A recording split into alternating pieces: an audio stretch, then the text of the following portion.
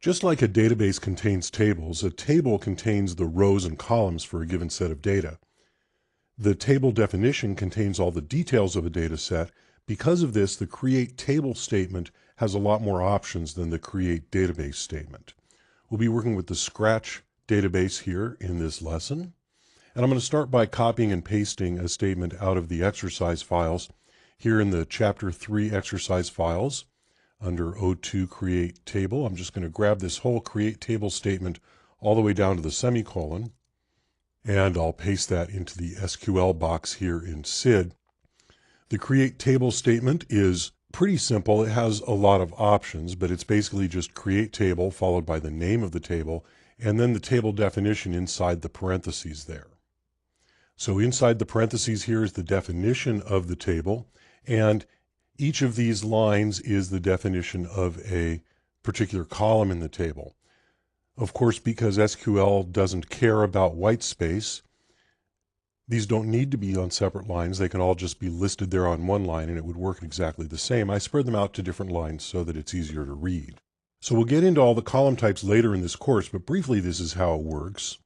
A relational database table has a set of columns with particular characteristics.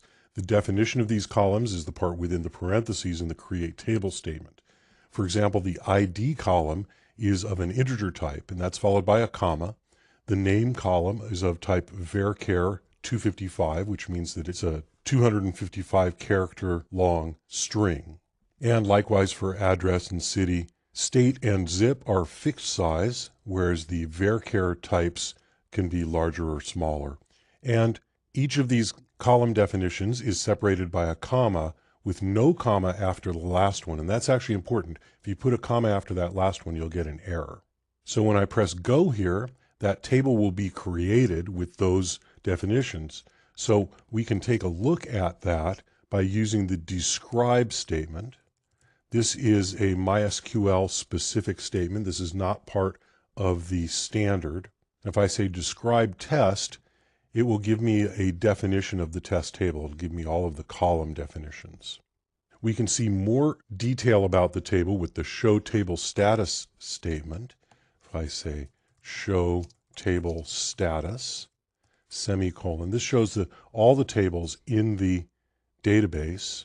If you want to see just a particular one, you can say show table status like, and the name of the table, and it'll just show you that one.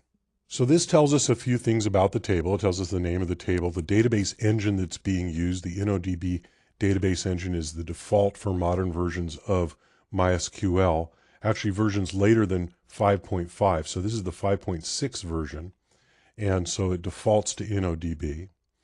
Other interesting information, you have the create time of the table and the collation. You notice it says Latin 1 Swedish CI. CI stands for case insensitive, which means that lowercase and uppercase letters are treated the same in sorting and searching. And Latin 1, it's closely related to the old ASCII standard. It's not the modern UTF standard. I'll show you how to change that a little later. And you notice that the language defaults to Swedish, and that's true in most MySQL implementations. I'm not sure if it's a compile option or something, but it seems to be the default for MySQL. Probably has to do with how and where it was created. So that's the show table status. You can also see the create table statement, and this is not the actual create table statement that you entered when you created the table, but it's rather a create table statement that MySQL creates that will create a table exactly like this. So if I say show create table and the name of the table, and it gives us this create table statement, and you notice that it says int 11 rather than just integer, because 11 is the default size for an integer, and a few things like that. It says default null after each one, and we'll get to some of these other options later on. You notice also that it says engine equals InnoDB and default character set equals Latin 1. So if we go back to our original create table statement, and I just pressed paste because it was still in my copy buffer, we can actually add these options after it. We can say engine equals InnoDB and default character set equals, and actually I want to put UTF-8 because that's a more modern character set. It has more capability with international characters, with non-Latin characters. And before I execute this, of course, I need to drop the table.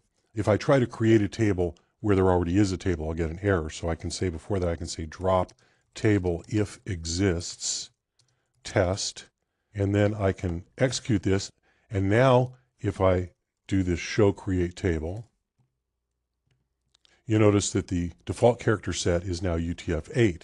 And if I say show table status, you notice our collation is now UTF-8 general CI, which is a more reasonable default actually.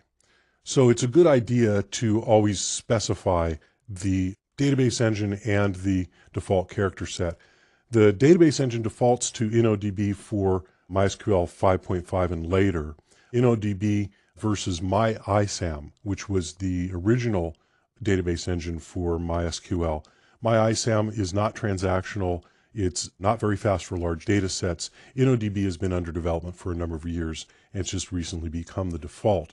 It's fully ACID compliant, which means that it supports transactions, can be committed and rolled back. It has better durability and consistency. It's got much better speed with larger data sets. It's definitely a superior engine for most purposes, so you're going to want to use InnoDB if you can. Once you no longer need a table, you can delete it with the drop statement, drop table. Or if I don't know if the table exists or not, if the table doesn't exist, this will give us an error. So we'll go ahead and drop the table.